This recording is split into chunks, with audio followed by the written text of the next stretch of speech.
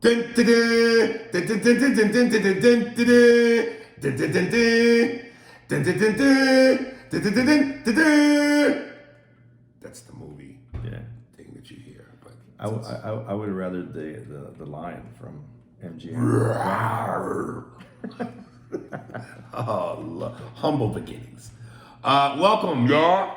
Aries Spears in the building. Andy Steinberg hanging out. Yes.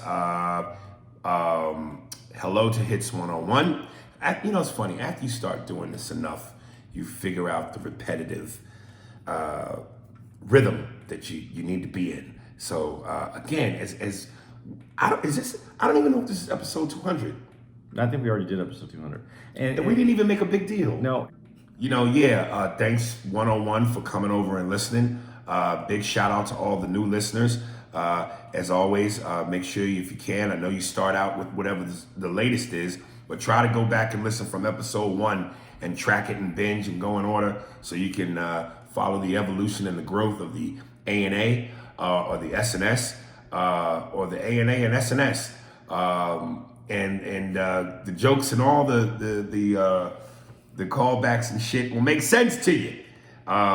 So welcome. And yeah, it feels good to trying to figure all this shit out. We're still babies in the game, but we starting to get one pubic hair apiece.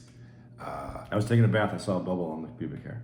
Did you? Yeah, Nice. this little bubble just right there. Okay. And Andy crashed at my house for the night, coming in from Phoenix. So we had a good boys pajama night. How was your sleep? You have a beautiful couch. I don't have much else. Aries has I said this on the other podcast. Huge house. I mean, huge. Decent. It's a good size house, multi-level. There's 2 sofas, table, and I, you know what? I've never even been upstairs. I'm just assuming there's a bed. Yes. You might be sleeping on the floor for all I know. Nah. The bed's sweet. The bed is sweet. The bed is sweet. You know. It is a bachelor life here. Yes. And it's been going back and forth from bachelor life to family life until I can figure this shit out. So there that is. I'm trying to figure out which one of us is Siskel and which one of us is Ebert. Well, you got the glasses. Ebert, I think. Who was the one with the glasses? I don't know which I one. think that was Ebert. Niggas named Ebert and Albert with glasses. So I think I'm Siskel. Okay. And that sound like some black shit anyway. My name is Siskel and I got sickle cell. Yeah, Ebert does sound a little. Yeah, glassy. Jewy. Okay. All right. So, we're doing a movie podcast, and the 2 movies we are going to be reviewing are both Michael Douglas films, Fatal Attraction and Disclosure. Before I begin with that, though, I gotta say, man, I was perusing through Instagram, as I so often do, and came across this clip of Bokeem Woodbine on Breakfast Club. You know who that is, right? Yeah, I do. The bald head brother, yeah. He was a real staple in a lot of black movies in the 90s. And what was interesting to me, since we're talking about movies, is he said at one point in time, he went through a 15-year drought where he couldn't get booked. And I mean, at one point, he was in everything from Jason's Lyric to, forgive me, y'all know the nigga, the bald nigga with the gap in his teeth. But yeah, he was basically in everything. And then he said, which to me, I didn't even notice, but you know, he said a 15-year drought before things picked back up. And notably, one of the movies he was in, that was one of my favorite movies I talk about all the time, was Ray. He was one of the saxophone players in Ray. And towards the end of the movie, when Ray got that new dude who was like his assistant, which pushed Clifton Powell out, who was his assistant, and they were arguing because he showed up, Bokeem, late to the new recording session and was fined $5. He was the one brother with the derby on. So he was saying that, yeah, man, even when I got back into the swing of things, I did Ray and it didn't move the needle. And you know, work begets work. Yeah. So I'm like, this is what's so scary about show business. You could be a consistent worker for a decade, work hit movies, and listen, the more hit movies you're in, the more you're on the short list of people they go to. And for you to be able to be in successful films for a decade, and then Hollywood gives you your pink slip without ever telling you you got your pink slip, and then to go through a 15-year drought, then come back and be in an Oscar award-winning movie like Ray, and it don't move the needle, that is the scariest proposition ever. Because unlike actors, you know, Andy and I do stand-up. So if for some reason the movies dry up, the TV roles dry up, we can go on the road and make a buck. This is how, if you're an actor who hasn't made enough films where you've made enough money that you can take a 15-year drought and not have to get a day job, that says something. But everybody's not in that position. Right. They live check to check. That's some scary shit, man. What I always thought was interesting is that you might see someone in a movie, like maybe like 3 or 4 movies comes out in that same year. Right. But they made 3 or 4, and then they disappear for a while. Right. Because those movies were all, they just had a hot streak, got 4 movies, nothing came out. It comes out, so they have to wait for that cycle of movies where it moves the needle again, right? Right. So you could sit at home for the next 2 years. Right. And listen, usually, every now and then people take a break. And certain actors that are popular, successful, they made enough money. Sometimes with the women, they go, well, I want to take time off to be a mother. Okay, so that's what that is. And the crazy thing about that is, unless you're Julia Roberts or Sandra Bullock, where you are solidified, those are the female icons equivalent to Pacino and De Niro. You got to be careful when you're a beautiful woman, because once you take that break, they might not let you back in. So unless you're iconic, where it's automatic for you, which is very seldom with women, and when you think of iconic women actresses, to me, no more than 3 names roll off my tongue automatically: Sandra Bullock, I just said Julia Roberts, Meryl Streep. Other than that, female actresses come and go. So for a dude to take time off, and this is where the business is a little chauvinistic, the rules are different for dudes. Dudes can take time off and come back. If you top tier dude, if you not, you're taking a gamble. And that's to live with that kind of uncertainty. That's scary, man. I'm trying to think if there's any. Angelica Houston used to be able to. Yeah, but she ain't really, and she might be like Daniel Day-Lewis, where he works when he wants to work, because he's such a great. And we talked about this the other day on the podcast when we went movie star or actor. Angelica Houston is such an actress, like a Daniel Day-Lewis. Daniel Day-Lewis ain't no movie star, but he's such a Gary Sinise, Gary Oldman, great actors, not movie stars. So some people have that luxury. But Angelica Houston, when you said that name, I was like, damn, I ain't even think of that. I don't know if she falls in the category with Streep, Bullock, and Roberts. Yeah, I guess when you're saying movie star, that's Right. different. But yeah, no, your point's well taken. That makes sense. I mean, I would say, okay, Glenn Close Yeah, is pretty solidified. And I can't even think of a black actress. Who? Angela Bassett? Oprah makes appearances when she wants to. Ooh, child, my feet hurt. Ooh, child, my back. I want to be free. She was in Wrinkle in Time. Finally, she made a movie where she wasn't playing a black woman struggling. She played All of her movies have always been, oh, child, my feet hurt movies. Whoopi Goldberg. She had a time period. The 90s. Yeah. Jumpin' Jack Flash was one of my favorite movies. And of course, Ghost, where she won the Oscar. Yeah. I think. Oh, you know who you forgot in there for women though too? Who? Now I'm gonna. This is what happens when I try to remember her name. Right. She was married to Bruce Willis. Demi Moore. Yeah, Demi Moore she was a movie She star. had period. She was a movie star. Yeah. Actress or movie star. Halle Berry. You know, she's one of those ones that I think is both. She is a movie star, but she can act. She showed her acting chops, her ass off in Monsters Ball, Yeah. and before that, I think Jungle Fever, the crackhead. Yeah. So she definitely got acting chops, but most of her movies are movie star shit. Yeah, like Boomerang was a good vehicle. Even bigger, the first black female James Bond of this latest era, Okay. when she recreated the beach scene coming out the beach with the bikini. Yeah. So, and again, Angela Bassett, I think, is so well respected as an actress, and I think she deserves to be on the level of Streep and Julia, but they don't push her to the forefront like I think she deserves. Viola Davis, same thing, but she's more current Yeah. than, been around since the 70s, 80s, decades. So yeah, man, anybody that wants to get into this business, man,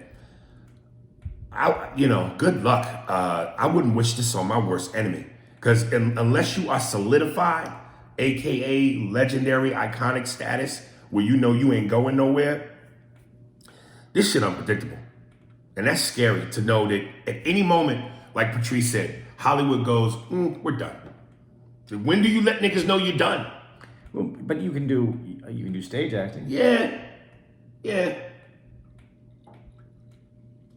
Christian Slater, back in the day, was it the 80s, 90s, late 80s, mid 80s, 90s? He was the dude. All of a sudden, what happened to Christian Slater? He's doing he did something recently. Yeah? Yeah, but it goes quick. Yeah. When it goes. Oh, it's gone. And very rarely do you get it back. That's why I was like, Bokeem Woodbine has been in a shitload of movies. And respectable movies, not bullshit B movies. And then for him to go a 15-year layoff, that's how much money he had stocked up. Iron Man got a couple chances. You talking about Robert Downey? Yeah. He got multiple chances. He got his teen, he got that teen heartthrob period, then he did I got fucked up and he got kicked out, and then he came back. Well, here's the thing, and I think we kind of touched upon this yesterday. Here's the thing about Hollywood. Unless you are just a total asshole, or unless you do some heinous shit to get you fucked up out the business, like Kevin Spacey, because Kevin Spacey's phenomenal. Genius is forgiven in this business. And Robert Downey Jr., acting-wise, has been described as a genius. He's that good. Yeah. And unless, he killed somebody, fucked with kids, or he just was a fucking dick, genius gets forgiven. They make exceptions for genius. So. You said Kevin Spacey. Yeah. Before all this happened, though, was he an actor or was he a movie star? Actor. He could never get that. Even he had lead roles, but he was still just an actor. Yeah. Because he didn't have that look. Right. But in terms of skill, Seven, American Beauty. But he still carried movies. Yeah, it was an odd kind of, you the leader of the franchise, but Yeah, his was a different. Right. So. Yeah. Okay. All right. Plus, you guys can email us. Yes. Or Instagram us, whatever you want to do, however you want to reach out. You can let us know what movies you want us to review. We'll do some current movies, but that's not we're looking for movies that might have been missed. Matter of fact, I got an email from somebody when I had asked about, send us your top 5 shitty horror movies. And the dude was like, dude, I ain't got no top 5 shitty, but I'll give you a top 5 best horror movies. And he sent me that. So we like to get those. Aries Spears 45 at Hotmail. And I'm Andy Comedy on Instagram. I'd rather do that. You can always email me, but that's funnyhappens@gmail.com. But if you want a response back from me, it's Instagram. Okay. So here's the movies again. We're doing Fatal Attraction and Disclosure. Which one do we start with? Let's start with the oldest one first. Which one was the oldest? Fatal Attraction. Yeah. Oh, okay. Yeah. I said this before, man. I wish I knew her name, and I know she was in one of those Harrison Ford movies, either The Patriot or something about Patriot or Clear and Present Danger. Just type in IMDb and just real quick, because that way we can get the year of it too. Yeah. My phone. We're recording off my phone, so. The cast of Fatal Attraction. Fatal Attraction features Michael Douglas, Glenn Close, and Archer and others. And Archer. Yep, that was There it. we go. Yeah. Goddamn technology. Yeah, see how great it is? And Archer. What year was it, did it say? You know what? It probably did. I just fucked off and just once I heard Andy Archer, I bailed out. All right, well.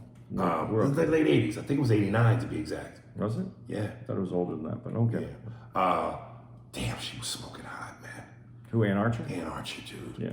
Like Cute, not smoking hot. like an older mom hot. You don't think so? Cute. Nah, cute is youth.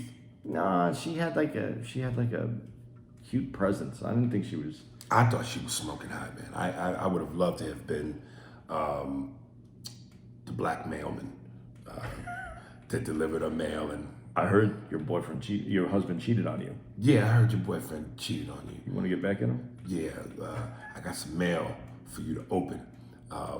Yeah, I would have loved it because she, that scene where she was sitting in the vanity mirror and she was oiling up and she had on the panties and a bra. She had the right complexion of Caucasian. It looked like toast that had been taken out at the right time, where it's got that golden, almost brownish look to it. It was the perfect toast. I wouldn't even put no butter on that motherfucker. No, I wouldn't put the butter on it. But yeah, she was hot to death, man.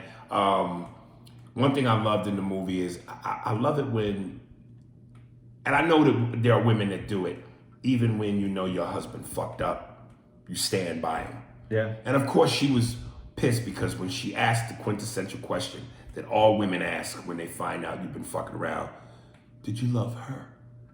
And he said, no, it was just a one-night fling. It seemed like at that moment she was still willing to rock with him. But when he said, and why he offered this fucking information, he goes, but there's more. She's pregnant. And that's when she lost it. And when he tried to hug her and console her, she banged on his chest, get out! And I'm gonna tell you, I think this is a white thing. Why do y'all admit shit? Niggas ain't admitting shit. You got to find me, motherfucker. Well, first of all, I don't know why he was admitting it when he wasn't sure if she was or not. Well, I think he was, because remember when he broke into her house and he opened the medicine cabinet, he saw the EPT pregnancy test. Yeah, but you're dealing with a psycho. Who knows what she would do? Listen, I'm not admitting a motherfucking thing. And he didn't even have to offer that information. Not at the time he didn't. At that point, he admitted to his wife, I cheated on you. The bitch is responsible for the bunny. Why are you giving the police info? No, I didn't know why he said that. Yeah. But That's to move the movie, though. You got to have. I know it's to move the movie, but in real life, white guys, y'all will admit to y'all shit.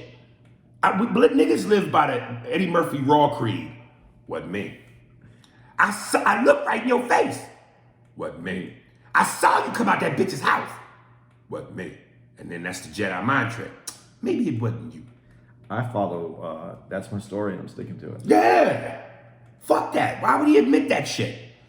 But then go ahead. But then I love it because later on, when Glenn Close kidnaps the girl and they get in the accident and she ends up in the hospital, and you see where Michael Douglas runs to the hospital. Her father's in there with her, and he's pissed. He has that look of disgust. And then he sits down and he grabs her hand and she kind of wakes up, comes to, sees it's him, and she gives him the smile. Like, we're gonna be okay. And then that breaks him down and starts crying. And then later on, he's, towards the end, of course, the climactic scene, he's at the house with her. So they pretty much made up at the hospital. That's great when you know you can fuck up. Yeah, but you went right to the meat of it. We didn't get into the very beginning. Mm-hmm. He gets called away for the meeting. He can't go on the trip with his Right. wife and kid, so he has the weekend free. Yeah. It's completely unintentional. He meets. Always is. It's raining. Yes. His umbrella's broken. Yes. She sees him. Yes. She gives him the smile. Now, here's my question, though. Glenn Close is not and I'm not, this is not women bashing. It's not, there's nothing about appearance I'm doing here. She's just not my style. Mm-hmm. But she was sexy, they made her sexy. She was very... She was 80s sexy. Yeah, but we do have to take the time into account. 90s, 2000, all the Botox and the surgery. The 80s hair she had. Yes. And they made her sexy. And so you have the free weekend. Mm-hmm. You go and have a couple drinks. Now, is this where he fucked up, though? This is my question. Do you fuck up just at the drinks? Because it was like, you want to just get a drink? I have a free weekend. I ran into you. You gave me your umbrella. Ha, ha, ha. We're here. There's a bar there. We're going to wait for the rain to die down. Was the drinks in the beginning? Was it over after the drinks?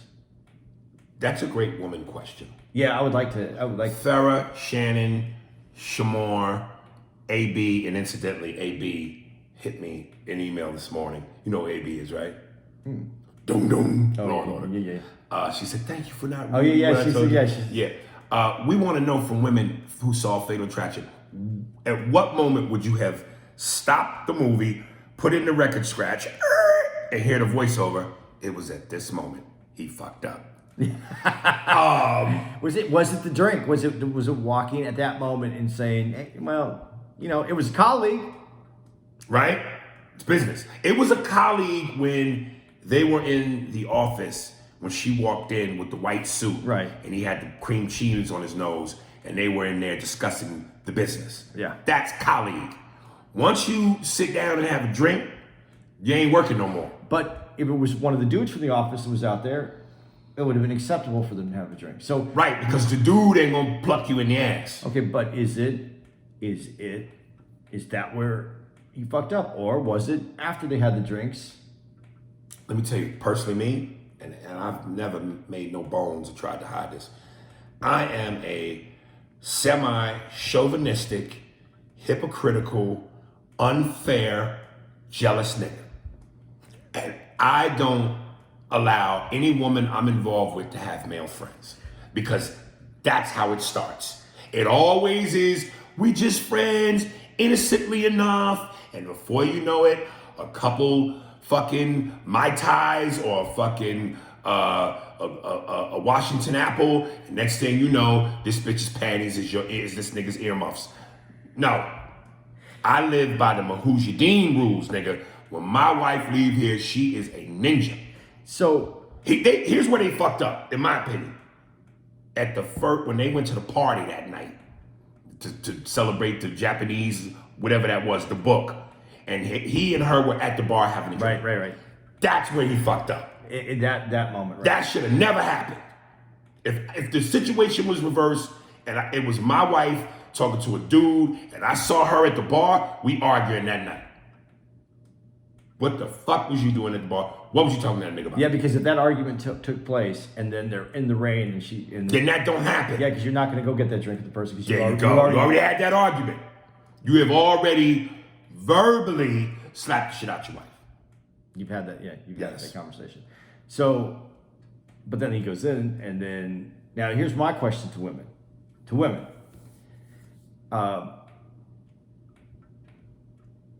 If women are great supporters of each other, why does it seem like we are much more attractive to women when we are with somebody? Because women are evil that way. The games that they play, I love y'all, but y'all like to play tricky shit. Because she was throwing the hints out. And yeah, he followed the hints. Yeah, she knows he's married. He talked about his family. I'm not saying it's not on him. I'm just saying why are we throwing that out there? Right. Let me ask you this: as Michael Douglas endured her shit, the constant calling, putting acid on his car, sending him the tape that he later listened to, which she's calling him a faggot, fuck you. And every man has thought this.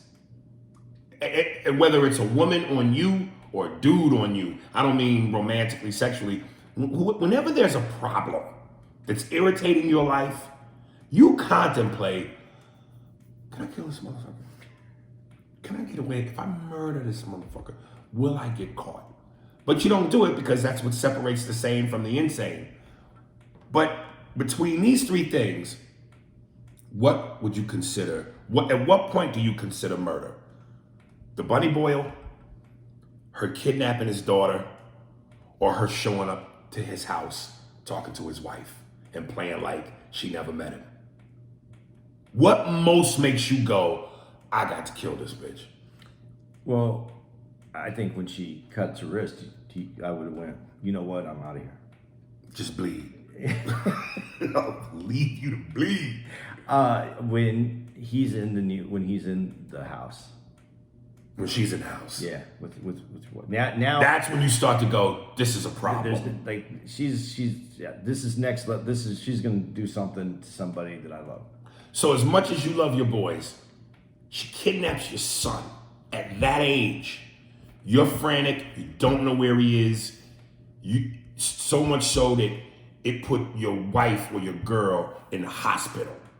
That don't rank over to showing up at the house. She went to the house first, though, didn't she? Yeah. Yeah. So that's where I'm ready to kill her. Before. All right there. Yeah. Okay. Because now I know that you have entered that next level where now I feel my family's in jeopardy. Not in jeopardy for me cheating. Right. And I might lose my family, but like this bitch is crazy enough to kill to do something to my family. Yeah. So that's the point where I would start losing my like. Right. Yeah, because we know she's out of control. But let me just say this. Glenn Close, like I said, she's sexy in the movie. Uh-oh. Isn't crazy sexier than normal? I used to think so. To a point. Yeah. Till it stops not being fun no more. No, and I get it when it's not fun no more. But there is something about a woman. I mean, the battery acid on your car, yeah. But to know that you can make a woman that crazy. Right. There's something about. But do you think you made her that crazy because your pipe, or because the bitch is just off? Now your man inside you tells your ego. Yeah, it's you. Right. You know, I did this to her because obviously she's got this far in life. So somebody would have killed her by now. She's right. People. Yeah, man, and you're just like, oh man, look, right. She wants me. There is something that is attractive about that. Now, it is going to ruin your life. And in this movie, it could have easily ruined his life.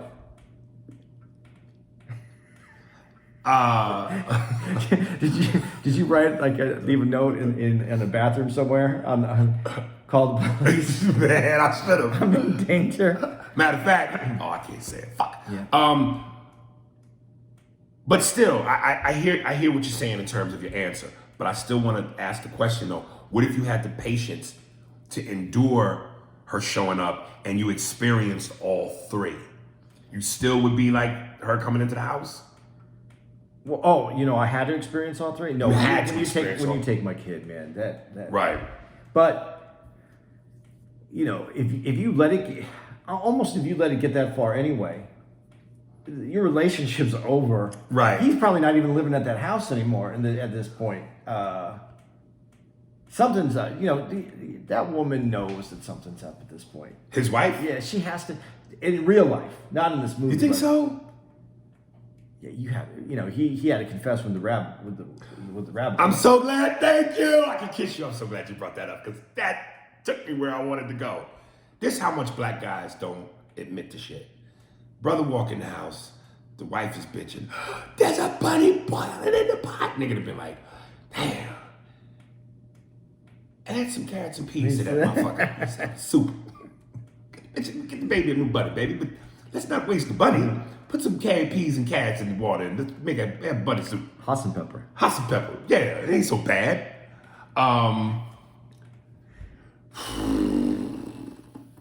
The bunny boil wouldn't have made me. I'd have thought that was scary as fuck because she got into my house, obviously. I think I have to go with what you're saying because at that point I would be scared. In terms of all three, yes, the kid. But her showing up at the house means now this bitch can tell on me. Well, not only is she telling you moved and she found you. Right. So you're never going to get away. Right. This is you don't have a clean break. You're not going to make this work out.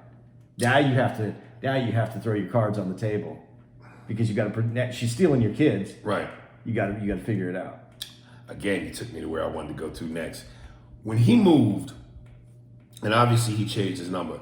There's a scene of Glenn Close on the bed trying to get the new number. And when the operator doesn't give it to her, she gets mad and goes, well, fuck you! But what I noticed was on the bed, this bitch had Oreos, Haagen-Dazs, Doritos, and wine. What the fuck is your palate like? That shows you're crazy. I can see the Oreos and the ice cream. Doritos and wine with ice cream and Oreos? Well, yeah, that's a little. And she's supposed to be pregnant now. Right. And you drinking wine. Yeah. Can I, before we get to the end, and it's coming up.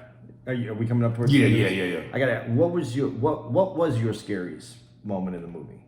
What was the moment that she absolutely scared you? Besides stealing the kid, Right. Not like that, but scares you when you're watching this movie and you. When she showed up with the knife at the end and she's cutting her own leg. That is the scariest part to me too. That's and my part. And she's saying that shit like, this has always been her life, and Ann Archer stole her life that she never had. And she's just slitting her leg. I know, you're so stupid, you're so stupid.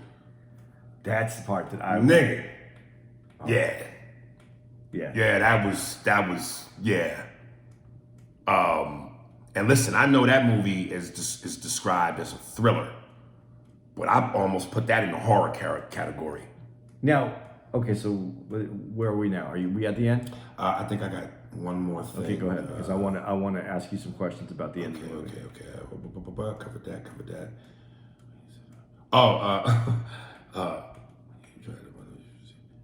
And it's so incidentally this part right here, because I got to give Michael Douglas the Pimp Award, because he's had two movies, which the second one we're going to discuss, where he basically, and this is a black man, you take pride in this, where he told a bitch, fuck you, bitch.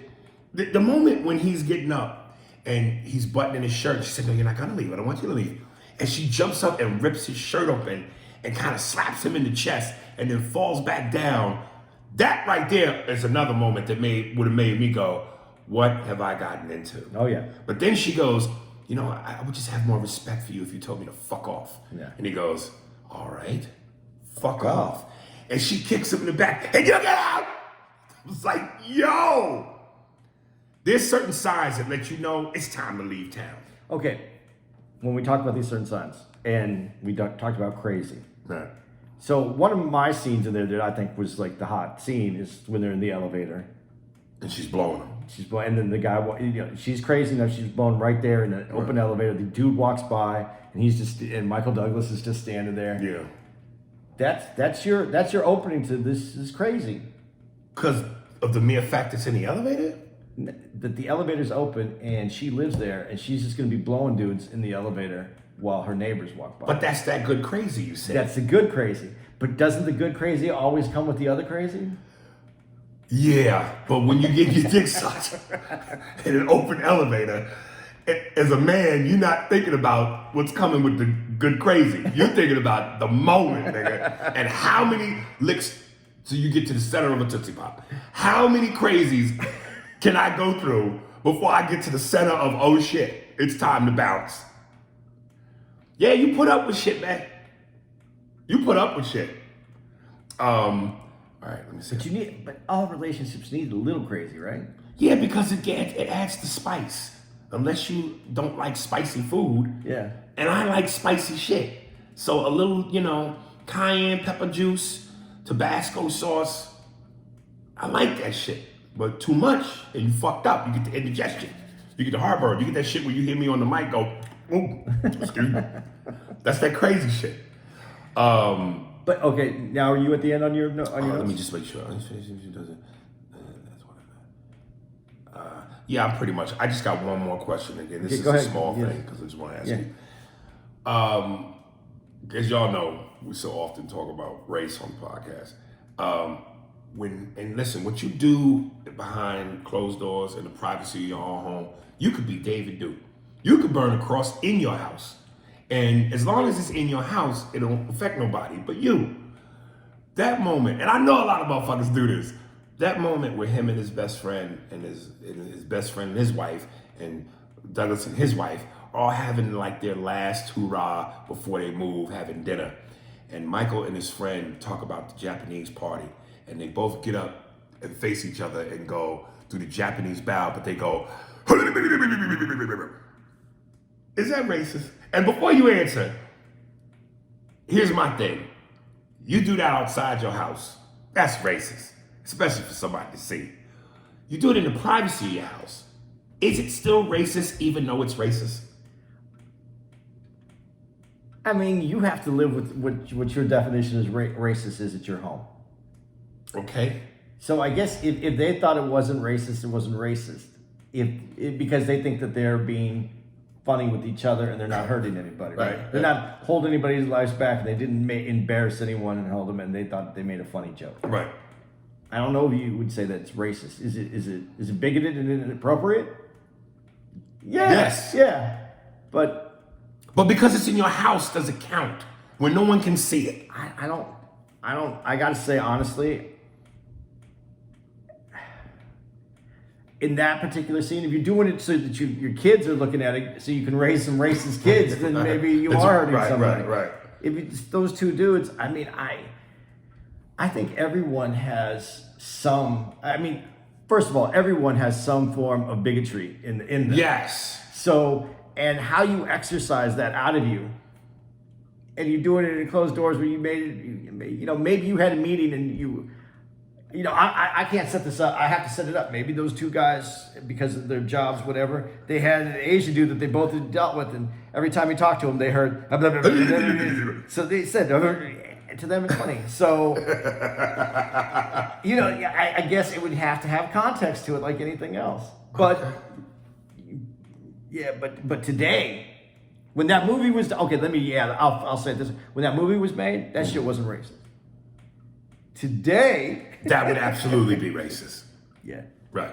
All right. They would be like, you can't put that in the movie. Folks, please, fellas, and ladies too, if y'all have any horror stories about dates, relationships, crazy shit you've ever experienced, please write it.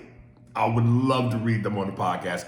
It would be entertaining for other people to hear and to have me and Andy's feedback. Okay, going back to this racist in the house. Right. How many times with your whatever part of your family, Right. whether it be when you were on your own or with your parents or wherever, and someone brought something unseasoned or wasn't seasoned the way that you wanted for a holiday, your potluck, whatever. How many times have you held it? Who brought the white food?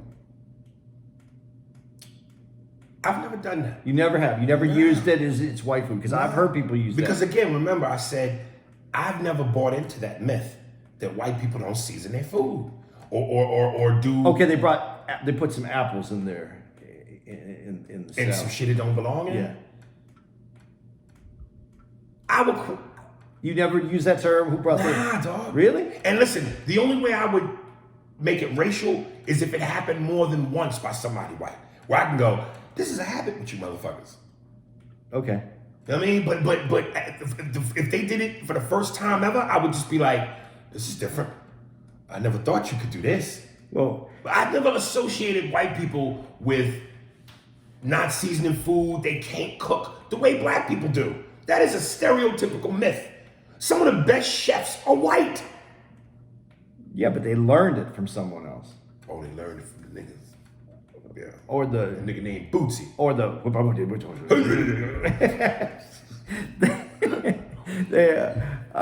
but I always thought it was funny because black folks always tell me they don't put like that fruit in their salad and shit. Like Right. but I know you guys Cranberries, Yeah. apples, that's normal. Raisins. Yeah, raisins is normal, and I know it is because Richard Pryor, when he did that album about when he thought it was raisins in the potato, was Right. it potato salad or the I think it was potato salad. it was coleslaw, Right. and he thought it was raisins, and The roaches. and there were roaches. Right. And his Instagram told me, yeah, you have to eat your roaches just like everybody else. Right. So yeah, I know raisins is going into some food, so Okay. I'm I've had a salad with cranberry. yeah. Yeah. Yeah, I like that cranberry salad with walnuts and some apples. Yeah. Okay. Okay, back to We the went to the movie. food channel. Yeah, we went to the food channel. Okay, so here's the end that I want to ask you. So Yes. when Michael Douglas gets her underwater Yeah. and he's choking her, has her under the water and she's drowning. Right. Is that murder or was that self-defense? All self-defense. The moment that bitch came into your house With the knife. with the knife, it was self-defense. Okay. Yeah. And then here's the part where I like the movie, and then this is where even as a younger person, I watch this movie, it pissed me off. Mm-hmm. When she jumps out of the water and Ann Archer shoots her in the head. That was the ending of Jason. Really? That's kind of like the ending of a Jason, where like she's dead, Right. or Jason's dead, and then he pops back up Right. out of the water. They turned that movie, this thriller. Well, they had to give it that extra zing. Did they? I would have rather the bubbles just came out of her nose and then And that was it? that was it. He killed her. He put her under the Yeah, water. I know, but that was that extra pop. And here's the thing. When she popped out the water, you didn't jump? Oh yeah, I jumped, but Then that was beautiful. I jumped at Jason movies. I jumped at Friday the 13th movies. I jumped at Halloween movies. That was the next step that I didn't think that was put in there for the general public. That wasn't in there. If you were writing a book, do you write that in the end, or do you write the end where he drowned? But I don't know that translates in a book the way it does a movie. Because you can read it and then you have to visualize it. But before you visualize it, you got to read it. With a movie, you don't have time to visualize. It pops up on you. Dude, so it automatically makes you jump. I would have had him choking her, and I would have had her feet coming out of the water, and water going everywhere, and her flailing, trying, and then her hands, that scene where her hand falls and the knife falls, Right.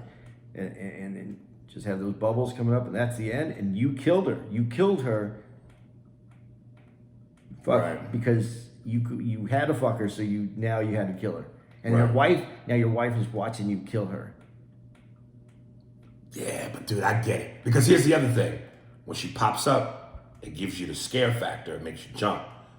But then the wife shooting her is the moment where all the other women go, yay! Well, maybe that's it. Get because- that bitch! And it made her the badass of the movie. Yes. She was the hero. She was the victim And up then until became the that hero. point and became the hero. See, I think that's manufactured. I think. But that's Hollywood. Okay. That's Hollywood. I think the end. I would have liked the end better with just a few bubbles. Right. And that's the end. Right. And then you call it because. And then the very end gets really hokey because the police go. Now someone's dead in your bathtub. You drowned him. She had a knife in there. You had an affair. There's going to be more. He ain't sleeping at home that night. You He's don't going. think He's going to the precinct. They're going to be taken. Oh, right. You know, Yeah, oh, yeah, the process. Yeah, they made it like, oh. But you know what? I drowned her because Right. she was, I fucked her really good, and then she wanted to come over to my house to Right. remove my wife from my life. I want to know what type of codeine the baby took that she didn't wake up Up to the- during all of that. Was the baby there? Wasn't the baby? Yeah. No, the baby's at Grandma's. Yeah. Okay. All right. Yeah, so she couldn't hear it from Right. her. Okay. She's there with her. She was at grandma's with her lucky rabbit's foot. Yes. Now let's move on to the sexy one. Disclosure with Demi Moore. That's the only reason I even remember Demi Moore is because we were going to talk about this earlier. Not the only reason I remember. Let me first say this because I had watched on the plane on the way over. Where were we last? Utah. Horrible Bosses. Love that movie. Let me tell you something, man. Jennifer Aniston. If you a black dude, even if you didn't like white women, Jennifer Aniston in Horrible Bosses makes my dick hard. I mean, my shit is the size of Brad Williams.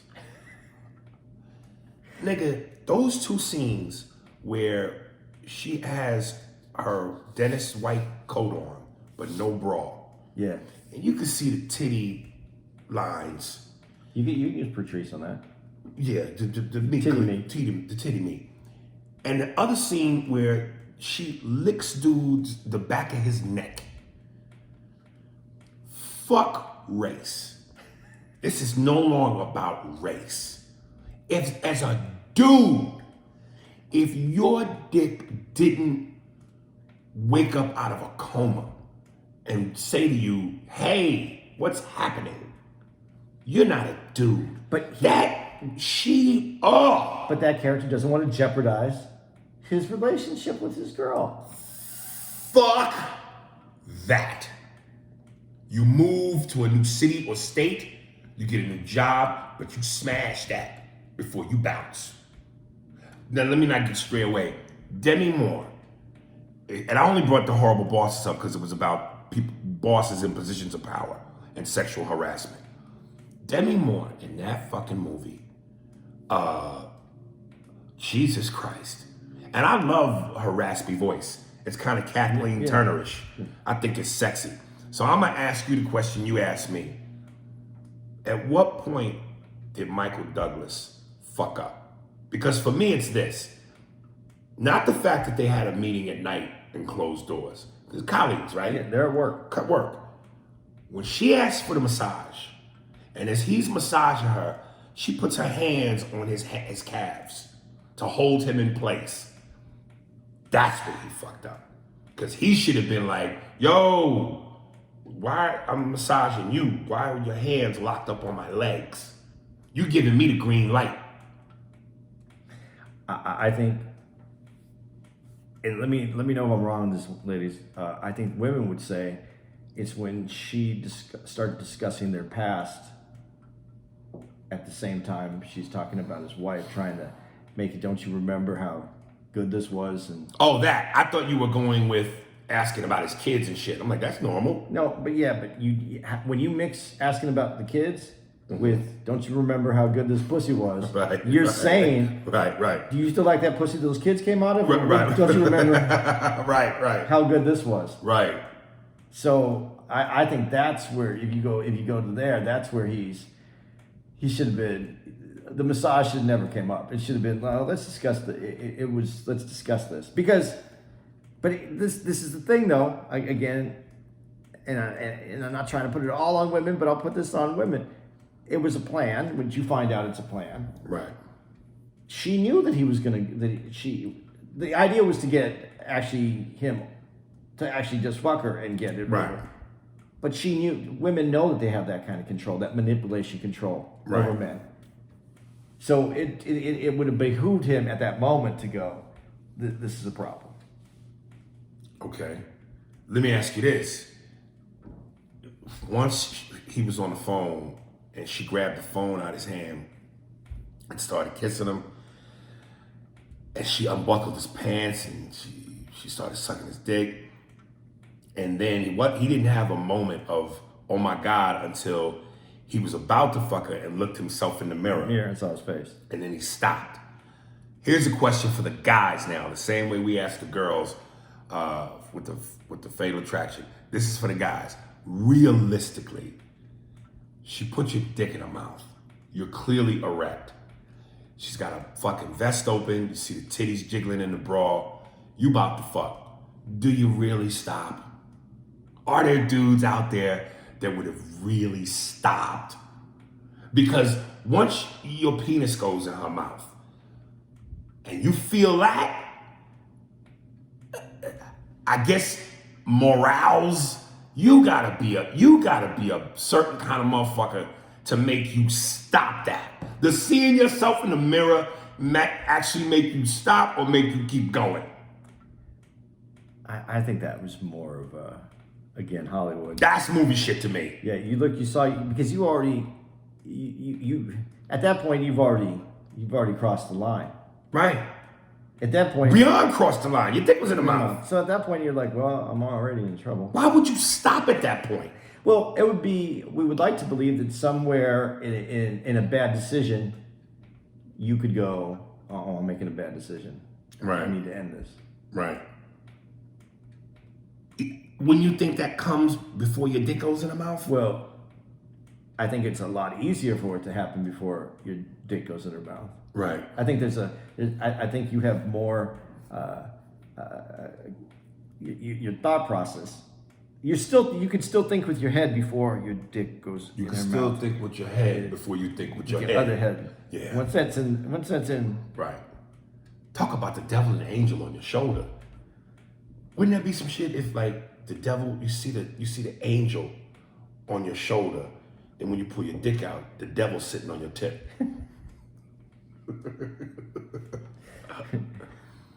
It's weighted now. You're Yeah. going in the wrong direction. Yeah. And here's what I thought was sexy as fuck. And again, in Horrible Bosses, Jennifer never got mean. It was always playful fucking with you, which was cute and sexy in and of itself.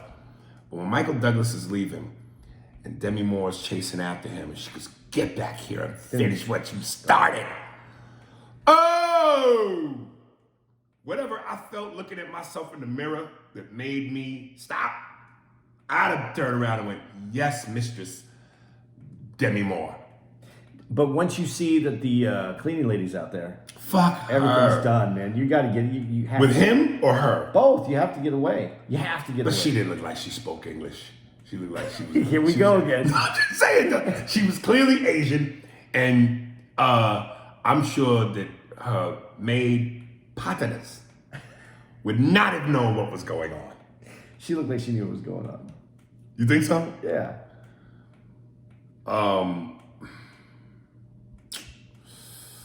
But okay, we'll continue, and I'll bring this up later. I want to see what else you got on there.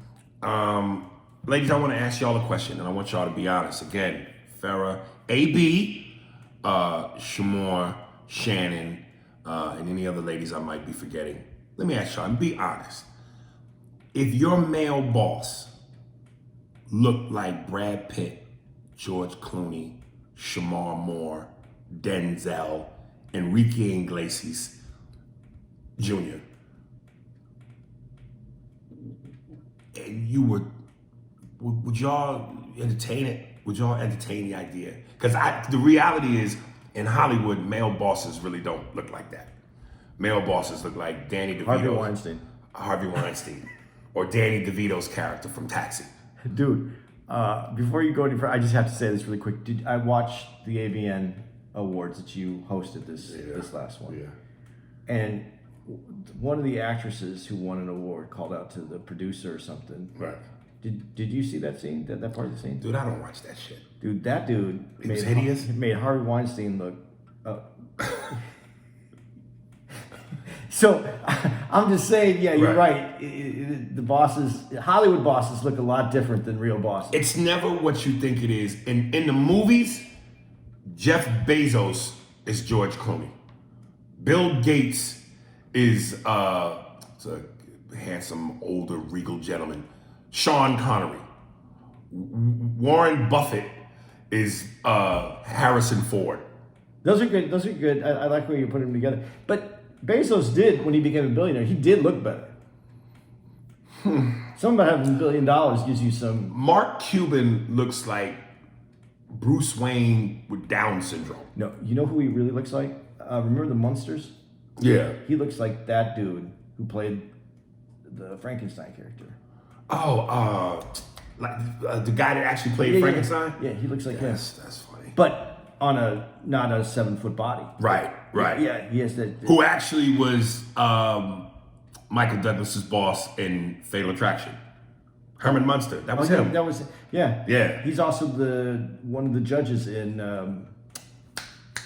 with Joe Pesci. Yeah. The two Utes. The 2 youths, yeah. Yeah. Ladies, be honest. If your boss looked like them dudes and they tried to, harass you, what would you do? See, you're saying that they tried to harass you. The thing is, if an ugly dude, office dude, Right. same positions, I'm going to say there's two guys, same positions, and he asked you out 4 or 5 times, that's considered harassment. Right. If the good-looking dude asks you out 4 or 5 times, That's flirting or yeah. Okay. And that's, I'm going to get, I know somebody's going to write me, Oh, that's not boss, true. That's stop. fact. That's fact. Right. Your harassment is on a sliding scale to your looks. I like that. Based on your looks is the degrees of whether harassment. or not harassment. Right. And listen, I know technically breaking the law is breaking the law. So, but it's something about, and this is why I say, man, being beautiful is a gift. It's hereditary, but it's a gift. Because whether you have big tits, whether you have money, all those things are gifts. Big tits, money, fame. Because people somehow they see you through a different prism. Where you just, Oh God, my boss looked like Denzel. He flirted with me. He's so crazy and cute. Crazy and cute. Dude, when you fucking are hideous, it's annoying. Yeah. You got one. You got your take your best shot because it's the only one you're allowed to have. Right. And dude, it's funny. One of the things you'll ever notice is when comedians are hot, right? When comedians are hot, at some point, the hotter you are, it feels like it always comes across to me in the movies like they stuck you in this movie clearly because you're the hot comic and they want some of your hot take in the movie. I bring this up. When Dennis Miller, like I said, my dude, did they just hire Dennis Miller just so he can go on what was an obvious comedy rant and use words like limbic brain? So you have because he says in the movie, so you have a sexual urge every 20 minutes. It's weird into your limbic brain. 10 years from now, you're gonna need a forklift to raise that thing of yours. No, it was directly. I mean, you could have put the news desk in front of him. Right. And it was an SNL piece. Yeah, he did not. There was no change in character. Nothing. They hired Dennis Miller To be Dennis Miller. That character should have been named Dennis. I'm sure it was. Right. Because right when he did the I want to call it a bit, right when he said the lines, Michael Douglas had to go, but he looked at him and went, like, that's funny. Yeah, like, come on, man. He even had that little head rock. When he said it, when he said, limbic brain. Yeah. Who the fuck says limbic? I don't even know what the fuck that means. If I heard that off the cuff, I would associate that with a dick issue. Hey man, my dick is I'm having problem with ED. I think it's limbic. They did when Dennis Miller was really like at his popularity at the top. Right. They did like I don't know some surveys and they said 40% of the people in the audience didn't know what the fuck he was talking about. They just laughed when everyone else did. Right. I remember you said this before, and you still don't think there was because every comic has his or her audience.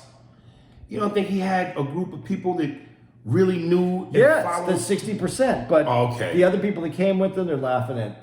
I'm sure they understood him somewhat, but half the things that he was saying, they were like, "What?" I get it now. You know who his audience is? The people that love Big Bang Theory.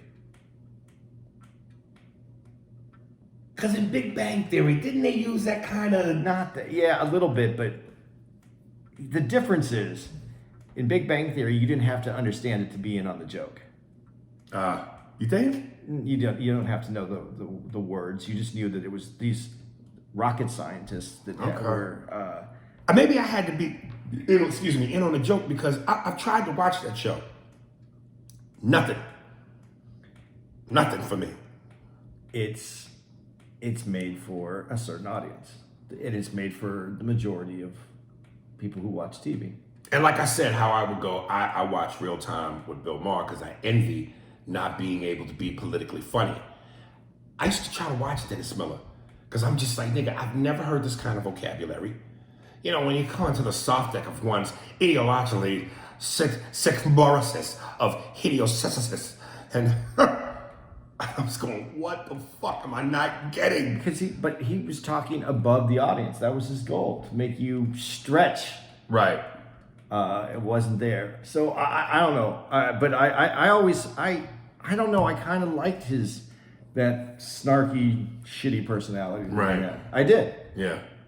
But I thought. That's a part of you a little bit, isn't it? A little bit. But there's, in that, I'm pointing to his notes. Yeah. But in that movie, it was clearly not a character that needed to be in that movie. That was put in there for that. And listen, kudos to the comics because that means you've reached a certain level of success where they recognize you. Like I know they stick in Jim Gaffigan in a lot of shit. Whether or not he's a great actor, I have no idea. I've never seen his stuff, but I understand why they're using him. Yeah. Yeah. Because he's part of the culture right now. Yeah. And it moves things along that way.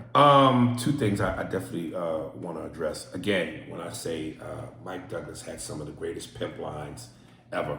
Remember just before he leaves, when he rejects Demi Moore, because she told her assistant to get a couple of bottles of champagne that they used to drink from back in the day so they could have some champagne that night. And he goes, why don't you take those 2 champagne bottles in your fridge and go fuck them? Yeah. This nigga's the Mac. He told Glenn Close, well, fuck off. And he told Demi, stick 2 champagne bottles and fuck them. If anybody ever watched porn, the double fuck. But with 2 bottles. Now that you said that, it's kind of funny because I didn't realize this because we were talking about Michael Douglas before, actor or movie star. And I said, I think of him as a movie star. And you said, well, you didn't think he was that good. He wasn't that dude. Right. But what I realized, didn't you take the movie like Basic Instinct? He was like the lead soft porn actor for... Dude, I'm starting to rethink this shit. Yeah, that's who he was. And he always was on some semi-pimp shit. Yeah. Yeah, I'm rethinking Mike Douglas now, man. Yeah.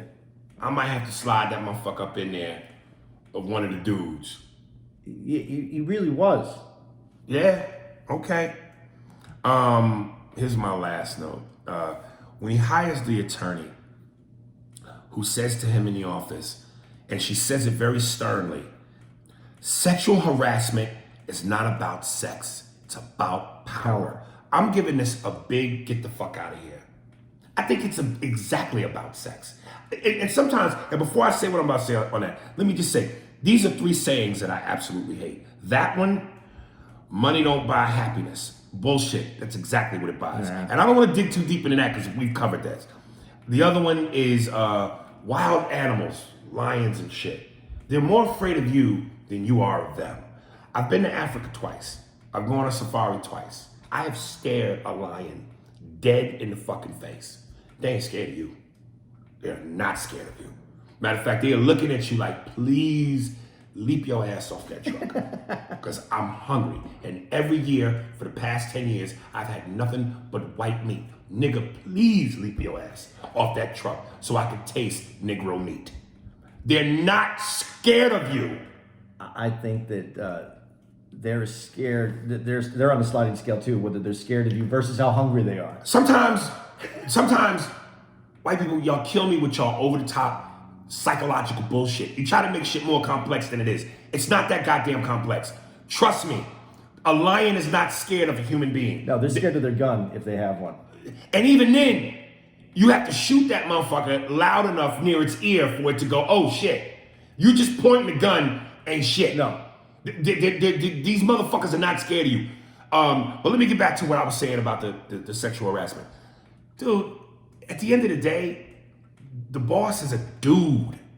And if you're a woman with great legs, you look good in a pair of heels, your calf is accentuated, you got nice muscle tone, big breasts, your ass is popping out of your skirt. He's thinking as a dude, he wants to fuck. Plain and simple. You just happen to work for him. He just happens to be your boss. I don't think no dude is going, I want to put my dick in her and have her suck my dick and suck her titties simply to show her I'm powerful. No, he wants to fuck. You look good. Yeah. You look good. But that's not the point. That's not the point of what that statement means. It means that you put someone, an underling, a person below you that works for you in a position where they feel that because you have the power and they don't do this, that you can't advance or maintain your career. And that's the power that someone above you, that people who are in power have to be aware of if they date someone or have a relationship with someone that's under their authority. If you're a rich, powerful CEO, clearly, and you're a boss, well, not all bosses, but your boss on whatever level, I gotta imagine you got a little bit of dough. You can go out and buy some pussy. Yeah. So why is it about, I'll just sort of exert my power? Nah, nigga's just horny. And you look good. Yeah, but if she wasn't attracted to him, but it felt that he could use that power to Force her in a way? Yeah, mentally, it's you have to decide am I going to jeopardize my career if I don't succumb to this guy who thinks I look good? And don't you think he's thinking, am I going to jeopardize my career if I try to do this and it backfires? No, that's maybe more so today, but back in those days, that's not. Even back when when we were watching this movie, and not to go off your track, but if you watch the movie and this was late 90s? Mid 90s, somewhere in there.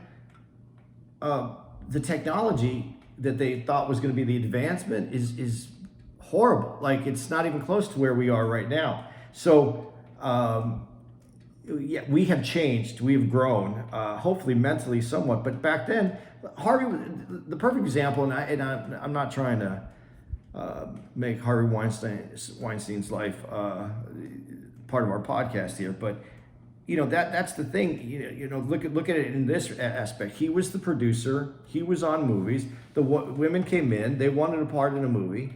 He felt like he had all the power to tell them, "Hey, you want this movie? This is how Hollywood works. You have to watch me take a shower, and then if I want to, you have to suck my dick." That's power. You're saying, like, more so today, can't get away with it as opposed to back in the day. Back in the day, the word casting couch, when you hear that, you automatically think of what that is. And that was commonplace. The good old days. Back when you could just tell your secretary, get me a hot cup of coffee, and then when you serve it to me, give me a hot piece of that ass. Don't you miss those days? The casting couch. You want this part, sweetheart? Audition for it. But audition laying down. That way, when I give you the good news, I can slip you the good news. All right, y'all. I gotta get you to the airport, man. Is that it? Is that all we have for that movie, though? Oh, wait, no, there's one part. I want to say the one part and see if you agree with this. Yeah.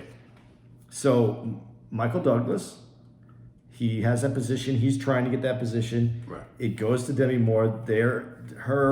Demi Moore and the big boss, who there's innuendo throughout the movie that she has already had an affair with that guy as well. Right.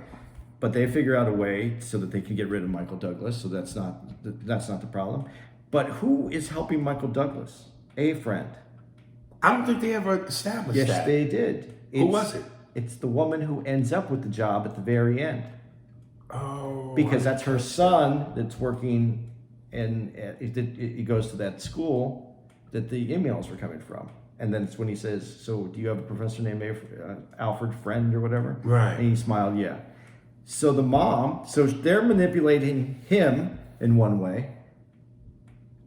And then the person who gets the job is the one who manipulated all of them, because she's in on those meetings where they know that they're fucking him. Right. And that's a job that she should be getting, and is going to fuck Demi Moore. So again, the woman in the end came out on top because the woman was able to manipulate the manipulators. Right. Don't you think that Asian chick who went in for what do they call that? The deposition. Because she came off prior to that like she was empathetic to Michael Douglas and had his back. Then when she went in and gave the deposition, it felt like she crossed him. Yeah, but she answered their questions, but she felt this way. She didn't lie about it. Right. But yeah, that, I don't know. I never really had subordinates. I mean, I did manage places, but I didn't really have, I don't know.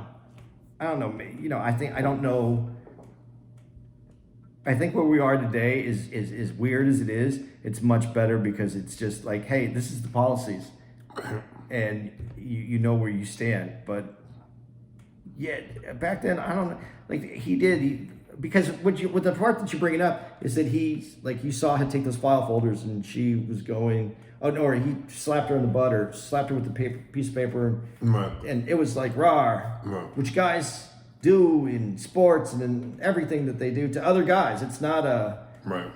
But then at the end, he apologized. She says, I wasn't trying to get you in trouble. And he was like, yeah, I understand though, and I have to watch him. And then she slaps him, right, as he's walking away. And it's like, okay, now is it okay? So this is what we're doing now. We're slapping each other in the ass, and we're not. Right. So that was confusing to me as far at that time. It was funny to me. Today, watching that scene was confusing. Damn. So anyway, Right. there it is. That's our thing with the movies. And again, ladies, please email us and fill in the blanks for those questions we asked you. Guys, same thing. Fill in the blanks. I'm depending and counting on all our loyalists to not leave us hanging. And also, more importantly, share with us your stories, your horror stories of dating, anything that's happened in the course of relationship, fucking. We love to read those and love to hear other people's responses to those. Let's give out the socials again. It's Spearsburg Pod on Twitter, Instagram, Facebook, and YouTube. Yes, and you can see a rough cut without any music, without any edits on that Spearsburg Pod YouTube page, and you can check out other things that we'll be putting up on that page as well. But you can see this uncut. It's just it's kind of more of a behind the scenes. yes, and as always, as promised, right now I'm turning you guys on to a up and coming artist by the name of Malco Jex. The song is called "It's Crazy." The artist Saint Wolf. Instagram is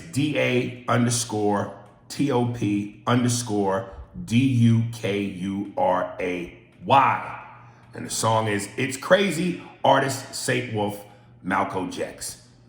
Love y'all, and we're out. And remember, kids, it's not harassment if you make her realize that, hey, if you don't do this, you won't get a paycheck. Force yourself.